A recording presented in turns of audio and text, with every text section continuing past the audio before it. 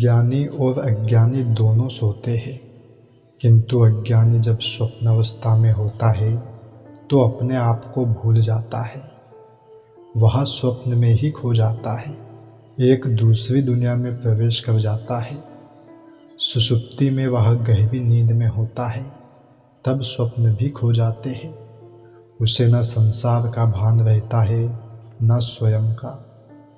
किंतु ज्ञानी की निद्रा संसारी से भिन्न होती है, वह स्वप्न में भी जागा हुआ रहता है। साक्षी भाव का प्रयोग करने पर यह संभव है।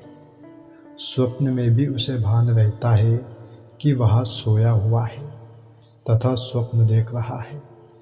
इसी प्रकार सुषुप्ति में भी वह जागा हुआ रहता है। सुषुप्ति में जीव का संबंध आत्मा से होता है, जिससे उसे आनंद की अनुभूति होती है।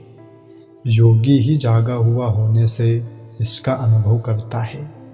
इसी प्रकार जागृत अवस्था में भी वह सर्वदा आत्मा में ही लीन रहने के कारण बाहरी वस्तुओं से प्रभावित नहीं होता, इसलिए वह जागा हुआ भी नहीं है। वह जागृत, स्वप्न एवं सुषुप्ति तीनों अवस्थाओं में आत्मा का ही अनुभव करता है। ऐसा ज्ञानी ही सर्वदा तृप्त है। दोस्तों, ज्ञानी पुरुष भी चिंता युक्त तो होता है, किंतु चिंतित नहीं होता, दुखी नहीं होता। वह भी इंद्रियों सहित है। सभी इंद्रियां अपना अपना कार्य करती है। खाना, पीना, सूंघना, सुनना, स्वाद लेना, स्पर्श ज्ञान, देखना सब यथावत होता है। किंतु ज्ञानी की वासना न होने से वह उनमें आसक्त नहीं होता, उनसे प्रभावित नहीं होता। वह इंद्रियों का उपयोग आवश्यकता होने पर करेगा, वासना के कारण नहीं करेगा। ज्ञानी बुद्धि का भी प्रयोग करेगा, किंतु वह जैसा चाहे वैसा ही उपयोग करेगा। वह बुद्धि का मालिक होगा, बुद्धि उसके मालिक नहीं होगी। ज्ञानी आवश्यकता होने पर अहंकार का भी उपयोग करेगा, विनम्रता का भी उपयोग करेगा, किंतु उनका दास नहीं बनेगा, कर्ता नहीं, साक्षी होकर करेगा। ज्ञानी सृष्टि के नियमों में बाधा नहीं डालते हैं, न सहयोग करते हैं। जैसा होता है उसे ईश्वरीय समझकर हो जाने देते हैं।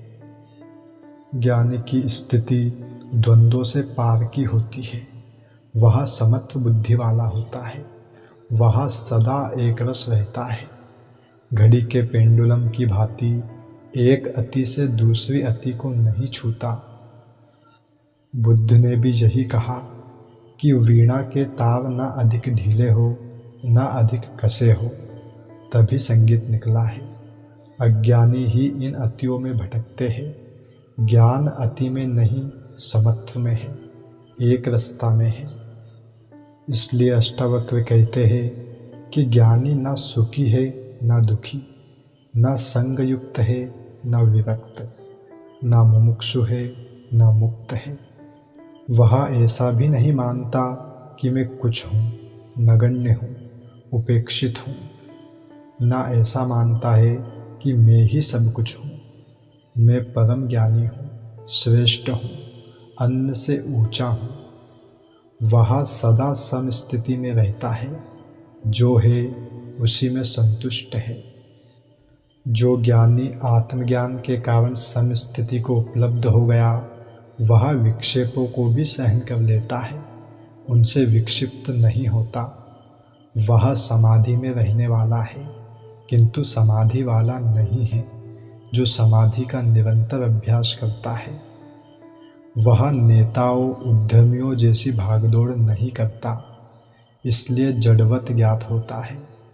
किंतु वह जड़ नहीं, पूर्ण चैतन्य है, जागरूक है। उसमें पांडित्य तो है, पूर्ण ज्ञान है, किंतु अन्य पंडितों जैसा न उसमें अहंकार है न पांडित्य प्रदर्शन की भावना ही। वह तर्क वितर्क में विश्वास ना करके ज्ञान को सहज एवं स्वाभाविक रूप से जैसा है, जैसा उसने जाना है, प्रस्तुत कर देता है। जिसे ज्ञान हो गया वही मुक्त है। अज्ञानी बंधनग्रस्त है, वह रुग्ण है, कामना, वासना, अहंकार से पीड़ित है। जो इन बंधनों को तोड़ चुका है, ऐसा मुक्त पुरुष ही स्वस्थ है।